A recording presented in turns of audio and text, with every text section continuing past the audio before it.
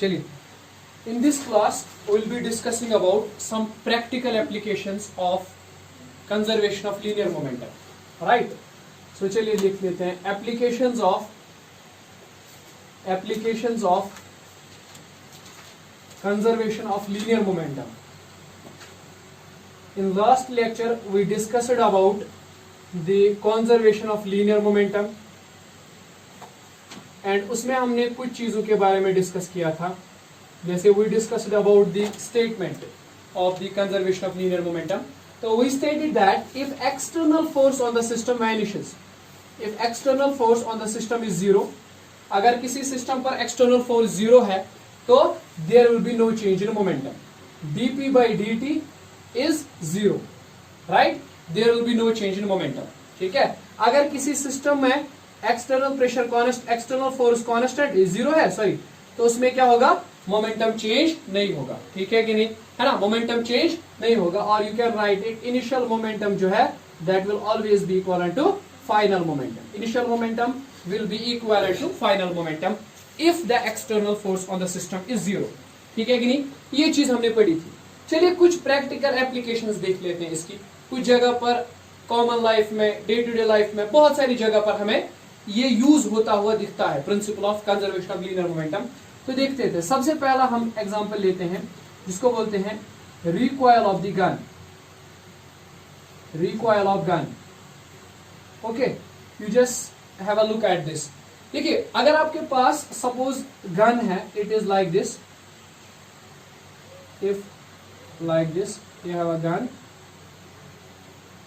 ये क्लासिकल तरीके से बनाई गई है ना, तो इसके अंदर ये बुलेट है. ठीक है, okay, let me write there is a bullet in this. तो let us suppose it has mass mg.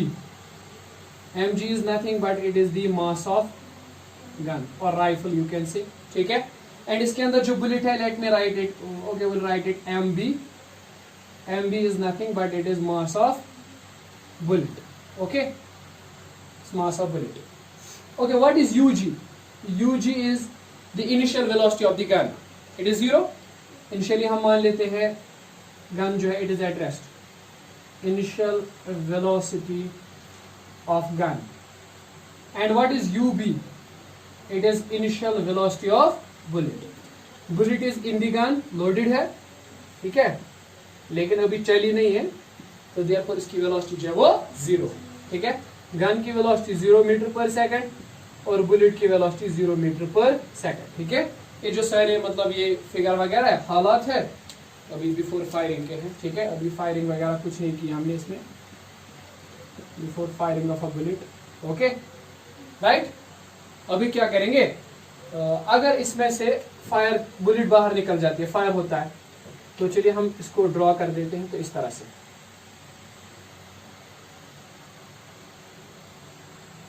अभी क्या है, जो बुलेट है it is now out of the gun, right. हाँ, it's moving in this direction. Let me write VB. VB is the final velocity of the bullet. It's moving and this bullet has mass mb, right, and this is the gun जहां से ये bullet निकली है. ठीक है, अब इसमें आपको पता है जब बुलेट आगे की डायरेक्शन में चली जाती है तो गन जो है वो भी मोशन के अंदर आ जाता है. जब किसी गन से या राइफल से बुलेट फायर की जाती है ना, तो वो राइफल जो होती है वो मोशन में आ जाती है. ठीक है, हल्का सा उसमें झटका लगता है. ठीक है, तो लेट अस से कि इसमें वेलोसिटी आ गई vg, velocity of the gun, with which it has moved, with which इसके अंदर थोड़ी सी वो जर्क आ गई है, मोशन आ गई है. ठीक है, लेकिन मुझे नहीं पता कि whether the gun will be jerked in forward direction और whether it will be jerked in backward direction, up और डाउन. मुझे नहीं पता कि किस डायरेक्शन में ये गन जाएगा जब हम इसमें से फायर करेंगे बुलेट को, राइट. तो लेट अस से, अब यहाँ पे देखिए, what is the final velocity of bullet? It's non zero, it's not zero, there is some velocity, right. And what is the velocity of this rifle? It's non zero, again it's not zero, it is something, है ना. तो this is what we say the situation after firing. Okay, tell me one thing, is there any sort of external force involved in this system? No, there is no external force involved. बाहर से कोई force आया. अब somebody will say, sir, the bullet has moved outside the gun. Bullet जो है वो gun से बाहर चली गई है. Why? It is because of internal force जो बुलेट के अंदर लग रहा है. किसकी वजह से? गन की वजह से. ठीक है, ये एक्सटर्नल फोर्स नहीं है, ये इंटरनल फोर्स है, गन के अंदर से फोर्स प्रोड्यूस हो रहा है जो बुलेट को बाहर निकाल रहा है. So there is involvement of internal forces but there is no involvement of external forces. ठीक है, तो इस पूरे सिस्टम के अंदर क्या चल रहा है, एक ही चीज है, वो ये कि एक्सटर्नल फोर्स क्या है, zero. Obviously this fact I call it as it's obvious fact. ठीक है, ऑब्वियसली है ना, this is zero, right. And if the external force is zero, आप क्या एक्सपेक्ट करोगे, the momentum should remain conserve. Okay, the momentum should remain. Okay, what will be the momentum before firing should be equal to momentum after firing. The momentum should be equal. है कि नहीं. चलिए मुझे बताइए firing से पहले क्या momentum था, शाबाश बताइए. दिस विल बी मोमेंटम कितना था, पहले गन का देख लेते हैं. mg mass of gun into ug velocity of gun. This is the momentum of gun और this is the mb ub, है ना. This is the momentum of the system, okay, before firing. है कि नहीं, गन का और bullet का साथ में मिला के, है ना. ठीक, ओके. अब आफ्टर फायरिंग क्या होगा, आफ्टर फायरिंग होगा mg mass of gun, okay, vg mass of velocity of bullet, mb mass of bullet and vb velocity of bullet. This is the momentum before and this is the momentum after. As there is no external force, the momentum should be equal, right. This initial and final momentum should be equal. Okay, so we can just write it mg and what is ug, it's 0. mb and what is ub, it's 0, is equivalent to mg vg plus mb. Okay, right.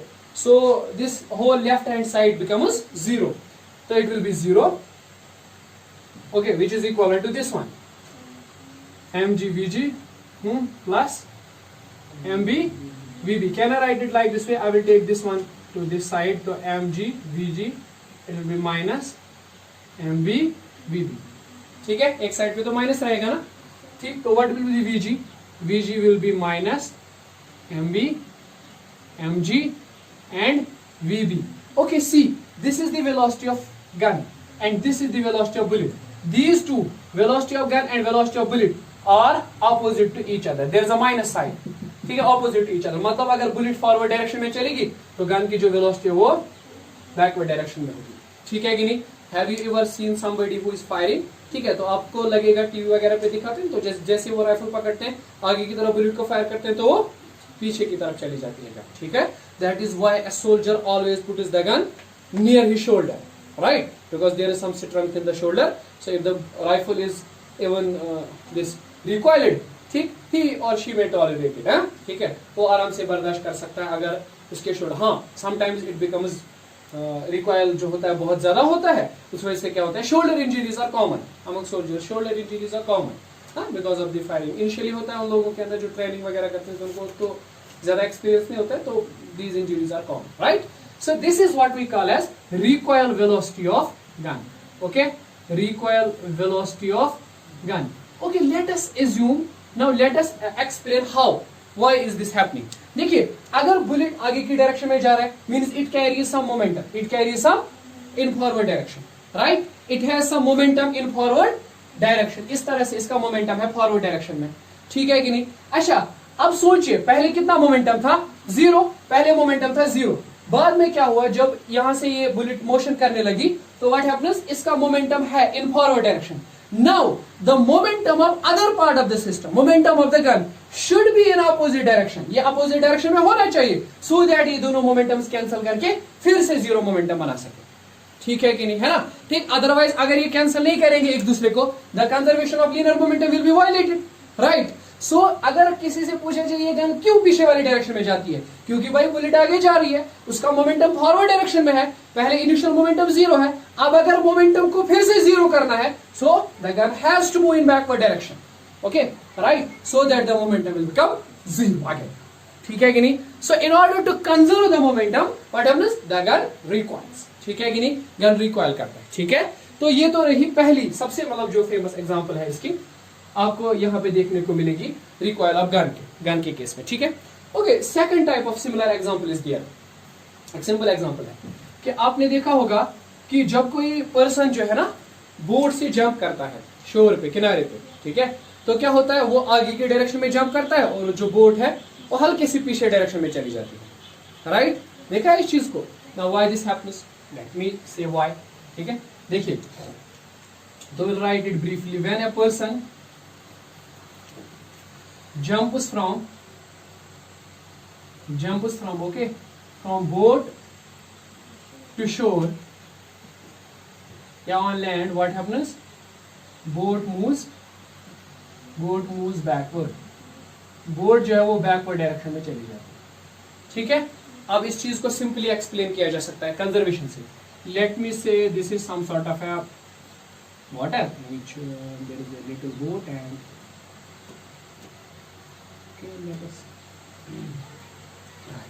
ठीक है, और यहाँ पे land है, मान लीजिए इस side तक लैंड है.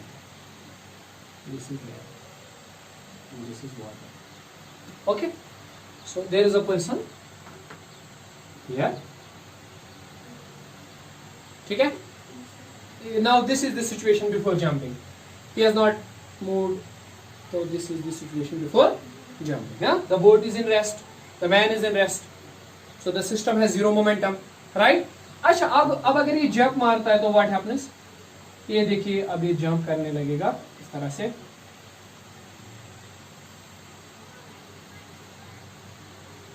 Okay. Now let us say that the person is now in that condition of jumping. ठीक है, okay, it is moving in this direction, right? So ये अब jump करेगा. ठीक है, तो चलिए ठीक है. This is the velocity of man, final velocity of the man, right? Okay, tell me what is the initial velocity of the man? He is in rest, in fact. ठीक है, so the mass of the man, let me represent it by capital M. And what is the velocity of the boat? V initial velocity 0 because it is static. So let me write the mass of boat by small m. Okay. Is there any external force on the system? No, there is no external force on the system. Right? The system is totally isolated. No force. So what one should expect? आप क्या expect करोगे? If there is no force on the system, external force नहीं है, तो momentum should remain conserved. Right? देखिए system के अंदर क्या क्या है, एक तो बोट है, दूसरा मैन है, दोनों रुके हुए हैं, तो इनिशियल मोमेंटम क्या होगा? जीरो. दोनों का जीरो होगा ना, राइट? फाइनल मोमेंटम क्या होगा? This will be velocity of the man is m, velocity of man multiplied by velocity of man and multiplied by its mass. ठीक है, तो हो गया ना इसका मोमेंटम. अब बोट की वेलोसिटी होगी, पता नहीं किस डायरेक्शन में जाएगी, वो मुझे नहीं अभी पता, तो it will B, late me write it mv, mass of the boat and velocity of the boat.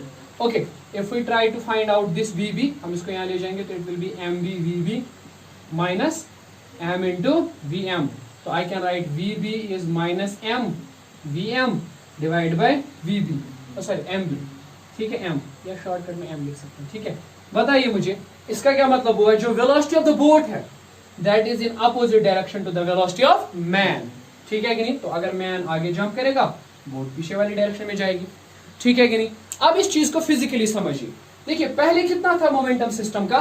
Zero, right? उसके बाद क्या हुआ? जब पर्सन ने जंप किया फॉरवर्ड डायरेक्शन में, तो he carries a momentum in forward direction. इसने कुछ मोमेंटम आ गया सिस्टम के अंदर इन forward direction. Now the boat should move. अब बोट को मूव करना पड़ेगा, ठीक है, इन सच अ वे दैट ये मोमेंटम कैंसिल हो जाए. तो ऑब्वियसली बोट के पास क्या ऑप्शन है? It will move in backward direction. ठीक है, तो boat will move in backward direction, so that पहले इनिशियल मोमेंटम जीरो था, अब ये दोनों मोमेंटम्स मिलकर फिर से जीरो बनाएंगे, right? So in order to conserve the momentum, the boat moves in backward direction, right? ठीक है, सो मोमेंटम कंजर्वेशन के चक्कर में बोट क्या होती है? वो रिकॉइल हो जाती है, वापस हो जाती है. ठीक है, and say if the boat is not moving, we simply say that it can't happen. Boat को मूव करना ही पड़ेगा because the conservation of linear momentum will otherwise be violated, right? So this is in accordance with the conservation of momentum कि boat पीछे वाली direction में move करेगी. ठीक है, ओके, तो let us discuss the third application that is like this. से इस तरह से देखें, अगर आपके पास, अगर आप मोशन ऑफ द रॉकेट को ऑब्जर्व करो लाइक दिस वे, चलिए it is a multi stage rocket. हाँ, ठीक है, मल्टी स्टेज रॉकेट. अब इसमें क्या होता है आपको पता है, एज इट मूव्स अप इसका फ्यूल जो होता है वो बर्न होता है, है ना, जैसे जैसे ऊपर जाता है। जरा मुझे बताइए what is the initial momentum of the whole system? Okay, tell me what is the initial momentum? That is zero. Initial momentum is zero. अब अगर ये ऊपर की डायरेक्शन में मूव करता है, व्हाट हैपेंस, इसका फ्यूल जो होता है वो बर्न हो जाता है ना, इसका फ्यूल जो होता है वो बर्न होता है। Okay, there are now two stages that इसका फ्यूल जो है वो बर्न हो जाएगा, और बर्न होने की वजह से वो इस तरह से यहाँ से नीचे बर्न होता जाएगा, स्मोक, है ना, ठीक। और वो फ्यूल जो है ना वो बर्न हो जाएगा, तो what will happen, like this there will be a velocity of fuel, burning fuel like this, है कि नहीं, नीचे की डायरेक्शन में, ठीक है। Velocity of the, let me write it, velocity of the fuel. Okay, we are doing it रफली, velocity of the fuel, right? Now this is a variable mass problem. You know Newton's law is not applicable in simple format. ठीक है, आपको पता है ना, ये चीज आपको ख्याल रखनी चाहिए कि न्यूटन का जो लॉ है that is F is equal to dp by dt, है कि नहीं। आप यहाँ पे कह सकते हैं d by dt of what is p? P is linear momentum and is equal to mass into velocity. But in this problem mass is not constant. Why? Because जब ये रॉकेट बर्न होता है तो मास चेंज हो जाता है, ठीक है, कम कम होता है, तो वी कैन राइट इट, मास को लिख लेते हैं वापस, वेलोसिटी को डिफरेंशिएशन कर लेते हैं, प्लस वेलोसिटी को रख लेते हैं, तो मास को डिफरेंशिएशन करते हैं, dm by dt, ठीक है। कितना फ्यूल बर्न होगा पर यूनिट टाइम, तो ये है ना, ये रूल है। This is the Newton second law. This equation will be, this motion will be guided by this equation, ठीक है। यहाँ पे फोर्स इस तरह से दिया जाएगा, ठीक है। अदरवाइज जितनी भी प्रॉब्लम्स आप देखोगे ना, उनमें मास फिक्स्ड होता है, तो dm by dt जीरो होता है, सेकंड टर्म जीरो होती है, but this is a special type of problem, variable mass problem, ठीक है। अच्छा, तो पहले तो मोमेंटम जीरो था, अब जब ये रॉकेट ऊपर की डायरेक्शन में चला जाएगा तो there will be some velocity of the fuel burning in downward direction, ठीक है। सो मतलब सिस्टम के अंदर कुछ मोमेंटम आ जाएगा, किसमें, डाउनवर्ड डायरेक्शन में। नाउ अगर मोमेंटम को कंजर्व करना है, और what should happen, the rocket should carry out some momentum in upward direction, ठीक है। तो रॉकेट जो है कुछ मोमेंटम जो है अपवर्ड डायरेक्शन में क्रिएट करना चाहिए, that is why it is moving in upward direction, right, ठीक है। So that the total momentum will again be zero, ठीक है कि नहीं, है ना। मतलब जब रॉकेट अपवर्ड डायरेक्शन, अगर कोई पूछे सिंपल में कि रॉकेट क्यों अपवर्ड डायरेक्शन में मूव करता है, क्योंकि जब उसका फ्यूल बर्न होता है ना नीचे की डायरेक्शन में इस तरह से डाउनवर्ड में, तो क्या होता है, एक अप थ्रस्ट, एक अप फोर्स जनरेट होता है उसकी वजह से, ठीक है, जिस वजह से रॉकेट ऊपर की डायरेक्शन में मूव करता है। तो this is the motion totally guided by the conservation of linear momentum, ठीक है कि नहीं। Now there are some other things, say will assume a fictitious situation, एक आम सी कोई एक ये क्या बोलते हैं इसको, सपोजिशन ले लेते हैं कि देयर इज एन एस्ट्रोनॉट है, अब वो अपनी स्पेसशिप से बाहर है, ठीक है, स्पेसशिप फ्रंट वाली डायरेक्शन में मूव कर रही है, मान लीजिए स्पेसशिप ऐसे आगे जा रही है, okay, I will just write it like this, this is the velocity of spaceship, okay. अब जो मैन है ना, पर्सन है, वो यहां पर है, ठीक है, इट्स हियर, हाँ। अब बताइए इसको क्या करना है, इसको अपने स्पेसशिप से वापस, स्पेसशिप पर वापस जाना है, तो how will you do that, वो कैसे करेगा। पहले ये कहां पे था, स्पेसशिप के अंदर था, सपोज पहले मान लेते हैं स्पेसशिप रेस्ट पर था, तो what was the initial momentum, zero.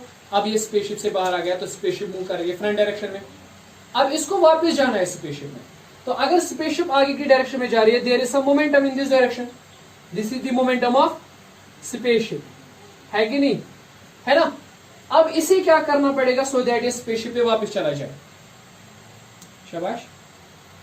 He will just do one thing, he will throw some sort of an object, ये अपने हाथ में कोई ऑब्जेक्ट लेगा और उसे फेंक देगा, ठीक है कि नहीं, किस डायरेक्शन में, आगे की डायरेक्शन में। सो व्हाट विल हैपन, जब ये आगे की डायरेक्शन में उस चीज को फेंकेगा, some momentum will be generated, right? So momentum कहां पे होगा, फ्रंट वाली डायरेक्शन में, the total momentum of this system will become again zero, ठीक है। So क्या होगा, the person will be able to move towards his ship, ठीक है कि नहीं, है ना, ठीक। अब चलिए इसी तरह की एक और सिचुएशन है, there is a person stuck हो गया है आइस पे, फ्रिक्शनलेस आइस है, frictionless, there is no friction, हाँ, अब वो चल नहीं सकता ना उस पर, because friction is not there, है ना, ठीक। अब वो स्टक हो गया है, he has to move outside this, उसे बाहर निकलना है, इस आइस से बाहर जाना आना है, तो how will he do that, okay, ये है आइस, बिल्कुल फ्रिक्शनलेस आइस, और पर्सन यहाँ पे है, ठीक है, बिल्कुल ठीक। अब व्हाट विल हैपन, अब ये बेचारा तो मुंह नहीं कर सकता ना क्योंकि फ्रिक्शन नहीं है, तो क्या होगा, अगर ये अपने मुंह से एयर फेंकेगा, ब्लो लगाएगा इस डायरेक्शन में, तो पहले तो देखिए पहले सिस्टम का इनिशियल मोमेंटम कितना है, 0। अगर ये एक एयर फेंकेगा, air blow by his mouth in this direction, तो कुछ मोमेंटम होगा उस एयर का इन फॉरवर्ड डायरेक्शन, है ना ठीक। तो व्हाट विल हैपन, उसकी जो मोशन होगी that will be in such a way, वो इस तरह से होगी कि the person will be able to move in this direction. Why, क्योंकि अगर ये आगे की डायरेक्शन में जाएगा, जिस डायरेक्शन में से एयर फेंका उसके बिल्कुल अपोजिट डायरेक्शन में जाएगा, तो वहां से भी कुछ मोमेंटम जनरेट होगा, ठीक है, और टोटल मोमेंटम सिस्टम का फिर से क्या हो जाएगा, 0, ठीक है कि नहीं। So by using the conservation of linear momentum he can get rid of this situation, ठीक है, he can move out of this situation, ठीक है। हाउ, फिर से सुनो, देखो मैं कह रहा हूं कि पहले कितना सिस्टम का मोमेंटम है, 0। अब अगर इसे बाहर निकलना है, इसकी मोशन तभी पॉसिबल है जब मोमेंटम सिस्टम का मोमेंटम कंजर्व हो। अगर ये मोशन भी करना चाहे तो मोशन इस तरह से होनी चाहिए कि सिस्टम का मोमेंटम कंजर्व हो। तो what he will do, he will just throw some air in forward direction. जब ये एयर को फॉरवर्ड डायरेक्शन में फेंकेगा तो व्हाट विल हैपन, तो momentum will be carried out in forward direction, और उस मोमेंटम की वजह से जो फॉरवर्ड डायरेक्शन में है एक मोमेंटम जनरेट हो जाएगा बैकवर्ड डायरेक्शन में, ठीक है। So that total momentum will again be 0। तो उस वजह से क्या होगा, it will be moving in backward direction. So मतलब अगर ये मुंह से आगे की तरफ हवा फेंकेगा तो ये पीछे के डायरेक्शन में चला जाएगा, ठीक है। So in this way, by using this beautiful conservation, he can just get out of this, right? Okay. So discussing next things in other lecture. Huh?